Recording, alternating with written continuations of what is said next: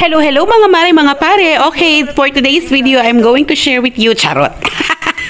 I-share ko sa inyo yung bago kong nabudol o bago kong nabili na tripod, and for me it is an investment kasi kapag vlogger ka or content creator ka, kailangan mong maging handa kapag wala kang videographer. So eto na nga, pumasok na si tripod sa buhay ko. Marami na akong tripod na nabili pero hindi ganito ka-stable. Sige pagyaw-yaw si Habibi kasi sige kong pamalit.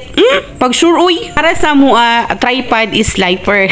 Kasi wala naman akong videographer everyday. So ako lang gumagawa ng mga video ko. Kaya nga, kadalasan wala yung mukha ko sa mga videos ko. Gets? Kasi naman yung old tripod ko, hindi siya mahaba at hindi din siya malaki. Ano naman nung nakita ko ito sa TikTok shop, talagang na-inlove na ako kasi mahaba siya. Tsaka may stabilizer ang kanyang paa. Charot, may paa pala to.